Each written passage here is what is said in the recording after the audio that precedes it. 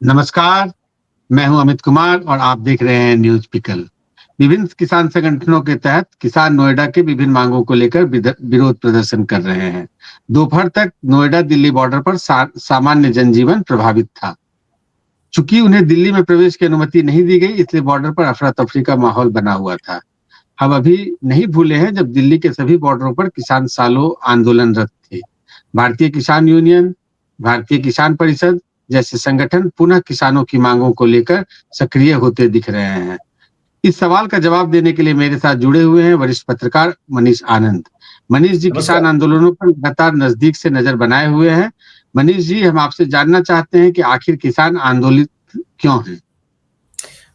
अमित जी, किसान जो हम देख रहे हैं करीबन पिछले 6-7 साल से हर सीजन में किसी न किसी वजह से आंदोलित रहते हुए दिखाई पड़ रहे हैं। पंजाब में जो किसान हैं वो काफी नाराज चल रहे हैं मोदी सरकार से, और शंभू बॉर्डर जो पंजाब का बॉर्डर हरियाणा से लगता है वहां पर वो करीबन 1.5 साल से बैठे हुए हैं।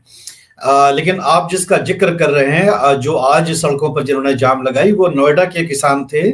और जो नोएडा के किसान हैं गौतम बुद्ध नगर के, उनका मांग हालांकि पंजाब के किसान के साथ मिलता जुलता है, लेकिन इनका एक विशेष मांग है कि जो भूमि अधिग्रहण यहाँ पर ग्रेटर नोएडा अथॉरिटी या यमुना अथॉरिटी करती है, उसका जो मुआवजा है उसमें वो बढ़ोतरी चाहते हैं। वो 67% का बढ़ोतरी चाहते हैं मुआवजे में, और उस वजह अपनी मांग को मनवाने के लिए आज वो संसद की तरफ मार्च वो कर रहे थे। लेकिन आप जानते हैं अमित जी कि दिल्ली में किसी भी आंदोलनकारियों का प्रवेश लगभग वर्जित है, तो वो दिल्ली और उत्तर प्रदेश के बॉर्डर पे ही रुक जाते हैं। तो ऐसे में चिल्का बॉर्डर के पास ये किसानों को रोका गया, और ये किसान अपने मुआवजे को बढ़ाने के लिए मांग कर रहे हैं। ये कोर्ट भी गए हैं कि इलाहाबाद हाई कोर्ट जा चुके हैं। इलाहाबाद हाई कोर्ट में इनके फेवर में जजमेंट आया था, उसके बाद सुप्रीम कोर्ट में उस जजमेंट को चैलेंज किया गया। सुप्रीम कोर्ट से भी इन किसानों के फेवर में ही जजमेंट आया है कि इन्हें मुआवजा अधिक मिलना चाहिए। अब इन किसानों को अधिक मुआवजा मांगने का कारण ये है अमित जी कि नोएडा में अगर आप देखें तो जमीन अब रहा नहीं कि अब सरकार कोई जमीन अधिग्रहण करे। तो लगभग नोएडा जो है वो सैचुरेट हो चुका है। अब जमीन अगर आप देखेंगे ग्रेटर नोएडा में, तो वहां पर भी जो परी चौक वाला इलाका है वो भी लगभग सैचुरेट हो चुका है। लेकिन इंडस्ट्रीज, उद्योगों का आना, औद्योगिकरण का होना वो लाजमी चीज है। उत्तर प्रदेश सरकार की दरकार भी है कि उत्तर प्रदेश में निवेश बढ़े। आपने देखा होगा डेटा सेंटर जैसे इन्वेस्टमेंट जो है गौतम बुद्ध नगर में आ रहे हैं। फिल्म सिटी का निर्माण जो है गौतम बुद्ध नगर में हो रहा है। टॉय सिटी का निर्माण हो रहा है गौतम बुद्ध नगर में। और इसके अलावा इलेक्ट्रॉनिक्स और ऑटोमोबाइल्स, इन जैसे कंपनियों का आप जानते हैं कि पद चिन्ह गौतम बुद्ध नगर में पहले से ही है। तो ऐसे में जमीन की दरकार तो अथॉरिटीज को रहती ही है, क्योंकि गौतम बुद्ध नगर पूरे उत्तर प्रदेश का हम कह सकते हैं कि बहुत बड़ा एक कमाई का स्रोत है, टैक्सेस का स्रोत है, आर्थिक गतिविधियों का स्रोत है। और यहाँ पर अब जमीन कम हो रही है, और उस वजह से किसानों को ये लगता है कि जमीनों का भाव जो बाजार मूल्य है वो बहुत ज्यादा है, और उनको जो मुआवजा सरकार दे रही है वो कहीं ना कहीं कम है, ऐसा उनको लगता है। हालांकि जो लैंड एक्विजिशन एक्ट पारित किया है संसद में, उसके तहत ही भूमि का अधिग्रहण होता है, जो कि बाजार भाव जो तय किया जाता है उससे ज्यादा होता है। और हमने देखा है कि भूमि अधिग्रहण कानून लागू हो जाने के बाद किसानों को मुआवजा में काफी बढ़ोतरी हुआ है। लेकिन अभी भी किसानों को दरकार है कि उन्हें और भी ज्यादा मुआवजा मिले, इसलिए किसान आंदोलित हैं अमित जी गौतम बुद्ध नगर में। मनीष जी, आपने विस्तार से बताया कि नोएडा के किसानों की क्या समस्याएं हैं। मैं ये भी चाहूंगा कि आप हमें ये भी बताएं कि पंजाब के किसान किस सरकार से क्या चाहते हैं। अमित जी, पंजाब के किसान काफी समय से आंदोलित हैं, और उनका जो मुख्य मांग है वो है कि जो भी क्रॉप्स हैं, जो भी फसल है, उस पर जो न्यूनतम समर्थन मूल्य है, जिसे हम मिनिमम सपोर्ट प्राइस कहते हैं, शॉर्ट में एमएसपी कहते हैं, उनका प्रमुख मांग है कि केंद्र सरकार जो है संसद के द्वारा एक कानून पारित करे कि एमएसपी का गारंटी होगा। मतलब ये हुआ कि कोई भी किसान अगर कोई उपज लेकर के मंडी में पहुंचता है तो ये तय हो कि उसे एमएसपी से कम का दाम नहीं मिले। व्यवहारिक तौर पर यह होता है कि जब भी हार्वेस्टिंग होती है तब किसानों के पास खाद्यान्न स्टोर करने का जगह नहीं होता है, और इस वजह से जो भी उपज होती है वो लेकर के बाजार में चला जाता है, क्योंकि वो स्टोर नहीं कर सकता, उसके पास गोडाउन्स नहीं होते हैं। घर पर रखेगा तो ये चूहे खा जाएंगे, नष्ट हो जाएंगे, बाहर रखेगा तो बारिश में सड़ जाएंगे, ऐसे सारे रिस्क होती हैं। इसलिए वो चाहता है कि तुरंत से तुरंत उसका जो है फसल बाजार में बिक जाए। लेकिन जब वो बाजार में जाता है, चूंकि हार्वेस्टिंग के समय में ही जाता है, तो एक ही साथ सारे किसान गए होते हैं बाजार में, तो मूल्य जो है उस फसल का काफी गिर जाता है, क्योंकि जो आर्थिक व्यवस्था है वो डिमांड और सप्लाई पर काम करता है। आप एक साथ ही सारे उपज को लेकर के बाजार में पहुंच जाएंगे, उतना ज्यादा मांग होगा नहीं, तो बाजार मूल्य गिर जाएगा, और सरकारी मंडी के माध्यम से जो प्रोक्योरमेंट होता है वो एक लिमिटेड है, सभी जगह मंडियां होती भी नहीं है। पंजाब में मंडी है, हरियाणा में मंडी है, लेकिन आप जानते हैं कि बिहार जैसे जगहों पर ज्यादा मंडी की व्यवस्था नहीं है, और कहीं ना कहीं बिहार की जो उपज होती है वो भी पंजाब जैसे जगहों पर ला करके इन मंडियों में बेचा जाता है। ये लोगों का आरोप है, क्योंकि बिहार में मंडी नहीं है, कई जगहों पर मंडी नहीं है। तो चूंकि डिमांड एंड सप्लाई का मिसमैच होता है, तो किसानों को अपनी उपज का एमएसपी जिसकी दरकार होती है किसानों को, वो मिल नहीं पाता हार्वेस्टिंग के टाइम में। तो ये पंजाब के किसान और हरियाणा के भी कुछ किसान आंदोलित हैं कि उनको गारंटी करे सरकार कि उनकी जो भी उपज वो जो बेचना चाहते हैं वो कम से कम एमएसपी पर बिके, चाहे वो किसी भी समय में बेचें। इसका एक पहलू अमित जी ये भी है कि जो खाद्यान्न स्टोरेज की जो कैपेसिटी देश में है वो ज्यादा सफिशिएंट नहीं है। इसलिए जितनी भी उपज होती है पूरे देश में उसे हम स्टोर करने के हालात में नहीं है, और इसी वजह से आपने खबरें कई सारी पढ़ी होंगी कि हम लोग खुले में उसे स्टोर करते हैं और काफी वो नष्ट हो जाता है, चूहे खा जाते हैं, बारिश में नष्ट हो जाता है, और इस कारण से जो हमारा फूड सिक्योरिटी है उसके ऊपर भी कई सारे संवाद उस विषय पर बनते हैं। तो आंदोलन इसलिए पंजाब में कर रहे हैं मुख्य तौर पर कि एमएसपी जो है उसके गारंटी दे। साथ ही साथ उनकी और भी मांग है, जैसे कि इनपुट कॉस्ट काफी बढ़ गया है खेती करने का, और जिसकी वजह से ये लाभकारी धंधा रह नहीं गया है, क्योंकि लेबर कॉस्ट बढ़ गया है, फर्टिलाइजर का कॉस्ट बढ़ गया है, बीज का कॉस्ट बढ़ गया है। तो ऐसे में इनका ये भी मांग है कि सरकार जो है एमएसपी और बढ़ाए इन सारे जो फसल हैं। तो इसलिए हम देखते हैं कि बहुत सारे इनके मांग मिश्रित हैं पंजाब के जो मूलतः किसान है, लेकिन मुख्य रूप से कानूनी अमली जामा पहनाना चाहते हैं एमएसपी के ऊपर। जब किसान इतनी सारी समस्याओं से जूझ रहे हैं मनीष जी, तो सरकार उनकी मांग को क्यों नहीं मान रही है? अमित जी, मांग करना तो बहुत आसान काम है, आप कुछ भी मांग कर सकते हैं, लेकिन सरकार तो अपनी हैसियत और कैपेसिटी देख करके ही किसी मांग को पूरा कर सकती है। एमएसपी की गारंटी देने वाली बात ऐसी हो गई कि मान लीजिए अगर गेहूं की पूरी पैदावार देश में है और सरकार को ही खरीदना पड़े, क्योंकि बाजार में हार्वेस्टिंग के समय में अगर पूरी गेहूं की पैदावार लेकर के चले जाएंगे तो जो मान लीजिए कि थोक विक्रेता है वो एमएसपी पे खरीदने को तैयार नहीं है। वो मना करेगा कि मैं एमएसपी का दाम नहीं दे सकता, क्योंकि मुझे उपलब्ध है कम दाम में। अगर आपने कानून बना दिया तो अगर वो थोक विक्रेता अगर खरीदने को तैयार नहीं है तो ऐसे में सरकार को खरीदना पड़ेगा। तो सरकार सारी उपज खरीद करके करेगी क्या? सवाल सबसे बड़ा ये है कि सरकार क्यों ये सारी उपज खुद ही खरीद ले, और सरकार अगर पूरी उपज खरीद लेगी तो उसे रखेगी कहाँ, स्टोरेज कहाँ है? और अगर सारी उपज सरकार ही खरीदने लगी तो सरकार के पास पैसे बचेंगे कहाँ? आप ये भी मालूम कर लें कि कितना खर्च होगा सारे पैदावार को खरीदने में, तो वो उतना बजट होता नहीं है सरकार के पास। तो ये अव्यवहारिक सी बात है कि सरकार ही खुद खरीद ले और एमएसपी का कानून बना दे और उसका गारंटी दे दे, तो मार्केट फोर्सेस को आप डिस्टर्ब करते हैं, आर्थिक व्यवस्था उससे डिस्टर्ब होती है। डिमांड और सप्लाई पर चलता है। अभी आलू का दाम आप 40 रुपए किलो आलू खरीद रहे हैं खुदरा बाजार में, इसलिए क्योंकि आलू की पैदावार कम है और डिमांड ज्यादा है। पैदावार ज्यादा हो जाएगी, डिमांड कम हो जाएगी, तो आलू आपको 10 रुपए किलो भी मिलेगा। तो ये जो अर्थव्यवस्था के जो अपने नियम कानून होते हैं उस पर अर्थव्यवस्था को चलना चाहिए, ना कि कृत्रिम रूप से सरकार उसको प्रभावित करे। ये एक तरह से कहें तो सरकार की तरफ से खिलवाड़ होगा और अव्यवहारिक भी है। कोई भी अर्थशास्त्री इस तरह के डिमांड को मांगने को कभी तैयार नहीं हो सकता जो किसान मांग रहे हैं।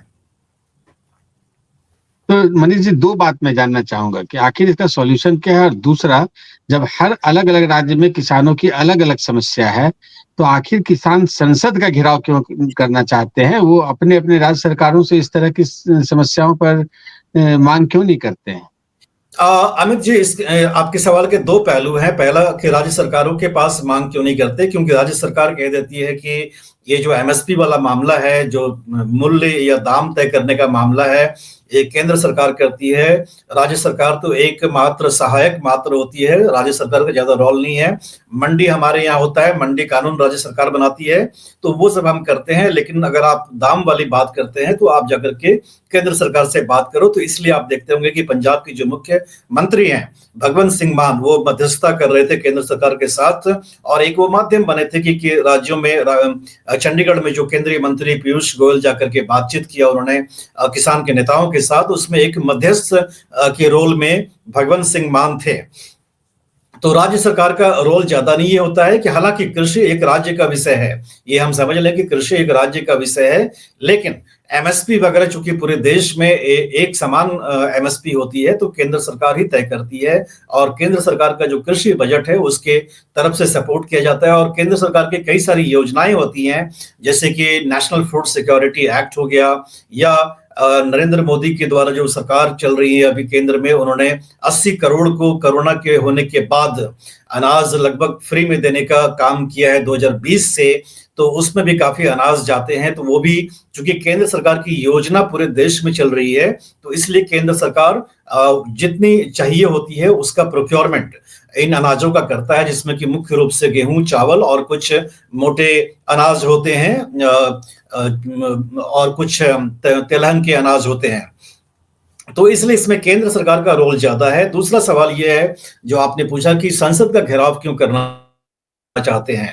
आप जानते हैं कि किसी भी आंदोलन को सरकार तभी सीरियसली लेती है जब आम जनता भी उससे अफेक्टेड हो, और कहीं ना कहीं मीडिया का फोकस मिले। और जब तक वो संसद का घेराव नहीं करेंगे या दिल्ली के अंदर नहीं आ पाएंगे तो मीडिया का अटेंशन उनको नहीं मिलेगा। शंभू बॉर्डर पे तो वो 1.5 साल से बैठे हुए हैं, लेकिन आप देखते होंगे कि राष्ट्रीय अखबारों की सुर्खियों में वो अब तक नहीं आ पा रहे हैं। जो भी राष्ट्रीय चैनल है उसमें कोई न्यूज उनका नहीं आता है। तो कहीं ना कहीं जो राष्ट्रीय फोकस है, अटेंशन है, वो उनके ऊपर आ नहीं पा रहा है, और शंभू बॉर्डर पे बैठे तो हुए हैं लेकिन कोई उनकी सुनवाई नहीं कर रहा है। इसलिए वो दिल्ली में 6 दिसंबर को मार्च करने का उन्होंने नियोजन करा है। नहीं मनीष जी, किसानों की समस्या हम भी चाहते हैं, हर लोग चाहता है कि किसानों की समस्या दूर हो। चुनाव के समय सरकारें भी बहुत वायदा करती हैं कि किसानों कम से कम, जब मोदी जी की सरकार 2014 में वो जब चुनाव प्रचार कर रहे थे तो उन्होंने किसानों की आमदनी को दोगुना करने का वायदा किया था। आज ये स्टेटस क्या है मनीष जी? मोदी सरकार कहती है कि हमने किसानों का की जो उपज होती है, जो फसल की उपज होती है, उसका दाम दोगुना हमने कर दिया है। एमएस स्वामीनाथन की जो रिपोर्ट थी उसको हमने लागू कर दिया है। और सरकार आंकड़ा देकर के कहती है कि चाहे आप गेहूं लें या चावल लें, पैडी लें या तिलहन के लें, चीजें को लें, तो हमने दामों को बढ़ा दिया है। लेकिन किसान की जो नेता है उनका कहता है कि जो सरकार के दावे हैं वो गलत है, क्योंकि इनपुट कॉस्ट जो है वो काफी ज्यादा बढ़ गया है, और ये लाभकारी धंधा रह नहीं गया किसानी, इसमें ये नुकसान वाला धंधा रह गया है। और सरकार जो दावा करती है उस दावे के हिसाब से एमएसपी नहीं बढ़ा है। अमित जी, यहाँ पर मैं थोड़ा आपको थोड़ा वक्त लेकर के आपको इस बात को समझाना चाहता हूं कि भारत 1970 वाला जो के दशक में जो देश का हाल था खाद्यान्न के मामले में, वो अब नहीं है। 1960-70 के दशक में हमें खाद्यान्न को इंपोर्ट करना पड़ता था, आयात करना पड़ता था, क्योंकि हमारे यहाँ जो उपज थी वो पर्याप्त नहीं थी और कहीं न कहीं अमेरिका जैसे देश, कनाडा जैसा देश से आयात करने पर हम निर्भर थे। लेकिन हरित क्रांति होने के बाद और टेक्नोलॉजी में काफ़ी सुधार होने के बाद और इरिगेशन की फैसिलिटीज़ का फैलाव होने के बाद भारत खाद्यान्न के उपज के मामले में आत्मनिर्भर करीबन 10 साल पहले हो चुका है। तो अब हम जो है किसी के ऊपर डिपेंडेंट नहीं है। आपको ये भी मालूम होगा अमित जी कि हम चावल जो है कई सारे पूर्वी एशिया के देशों को एक्सपोर्ट करते हैं, निर्यात करते हैं। बांग्लादेश भी भारत पर ही निर्भर है चावल के मामले में। कई सारे देश, मलेशिया हो गया, थाईलैंड हो गया, कंबोडिया हो गया, यहाँ पर हमारे चावल निर्यात होते हैं। और हम गेहूं भी जो है अफ्रीका के कई देश, अफगानिस्तान ऐसे देशों को निर्यात करते हैं। इसके अलावा हम जो हॉर्टिकल्चर की चीजें हो गए, सब्जियां हो गए, फल हो गए, वो हम यूरोप और मिडिल ईस्ट को भी एक्सपोर्ट कर रहे हैं। तो किसी भी प्रकार से खाद्यान्न के मामले में भारत अब जो है किसी भी देश पर डिपेंडेंट नहीं है, निर्भर नहीं है। हम आत्मनिर्भर हैं और ना ही सिर्फ आत्मनिर्भर हैं बल्कि जो हंगर का जो क्राइसिस अफ्रीका जैसे देश में है उसको दूर करने के लिए भारत एक सबसे बड़ा देश है। तो ऐसे हालात में जब हमारे पास गेहूं का उत्पाद, चावल का उत्पाद हमारी मांग से कई गुना ज्यादा है, तब एक सरकार की नीति है कि हम इसको प्रमोट ना करें। इसका एक कारण ये भी है कि जो पैडी है वो उसे हम कहते हैं वाटर गजलर क्रॉप। मतलब चावल को उगाने के लिए, धान की खेती करने के लिए पानी की बहुत ज्यादा जरूरत होती है। और चूंकि चावल का दाम बाजार में गेहूं के मुकाबले ज्यादा होता है, तो इसलिए आप देखते हैं कि हरियाणा और पंजाब के किसान भी चावल उगाते हैं, जबकि उनका स्टेपल फूड चावल नहीं है। वहां के लोग चावल नहीं खाते हैं, वहां के लोग गेहूं खाते हैं। लेकिन वहां पर वो चावल का, बासमती का या बाकी चावलों का उत्पाद करते हैं क्योंकि उसका दाम ज्यादा मिलता है, एक्सपोर्ट का पोटेंशियल है। लेकिन साथ ही साथ अगर आप देखेंगे वाटर टेबल पंजाब में और हरियाणा में तो बहुत ही अलार्मिंग लेवल पे नीचे गिर चुका है। पानी की बहुत किल्लत है। जब पानी की किल्लत है, ग्राउंड वाटर काफी डिप हो चुका है, तो सरकार कहती है कि आप चावल की, धान की खेती कर क्यों रहे हो?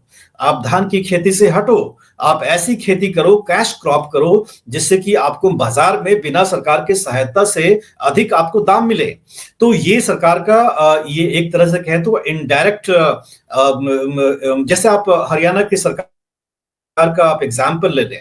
हरियाणा में अगर आप जमीन को खाली छोड़ देते हैं और कुछ भी उपज नहीं करते हैं, तो हरियाणा सरकार का एक योजना है जिसके तहत वो 7,000 रुपये पर एकड़ जो है किसान को देती है कि आप कुछ भी मत उगाओ, क्योंकि अगर कुछ नहीं उगाओगे तो जमीन जो बंजर होती जा रही है वो वापस अपने हेल्थ को रिकवर कर लेगी। अगर आप 2-3 साल जमीन को ऐसे ही छोड़ देते हो तो जमीन की जो खोती हुई अपनी शक्ति है वो वापस लेगी, क्योंकि हर साल 3 फसल उगा रहे हैं। 3 फसल को उगाने के लिए जो यूरिया और फर्टिलाइजर आप डालते जा रहे हैं, तो उससे जमीन भी कहीं ना कहीं बंजर होते जा रही है बहुत तेजी गति से। तो इसलिए हरियाणा सरकार में एक है कि आप जमीन को खाली छोड़ें और 7,000 रुपये पर एकड़ हमसे आप ले लें। हरियाणा सरकार की एक स्कीम है जिसके तहत वो किसानों को कहती है कि आपने खेत पर धान मत उगाओ। अगर आप धान की खेती करना छोड़ते हो तो उसके अलग से हम आपको 4,000 रुपये पर एकड़ के हिसाब से पैसे देंगे। आप कुछ और भी उगा लो, आप चाहे सब्जी उगा लो, जैसे स्वीट कॉर्न हो गया या टोमेटो हो गया। आप देखेंगे, आप जैसे सोनीपत की तरफ जाएंगे तो स्वीट कॉर्न की खेती करते हैं, और वो स्वीट कॉर्न कुछ भी इंडिया में नहीं बिकता, सबके सब दुबई जाते हैं या लंदन जाते हैं और उनका बहुत ज्यादा डिमांड है। तो आप देखेंगे कि मॉडर्न तरीके से सोनीपत के किसान अपनी अपनी संस्था बना करके कई बड़े स्तर पर इन चीजों का खेती कर रहे हैं, जिसका विदेशी वैश्विक बाजार में डिमांड है, और वो धान की खेती से हट रहे हैं। तो आपने अमित जी जो पूछा कि सरकार क्यों नहीं बढ़ाना चाहती है एमएसपी उनके हिसाब से, उसका कारण ये है कि हमें और नहीं पैदावार चाहिए धान और गेहूं का।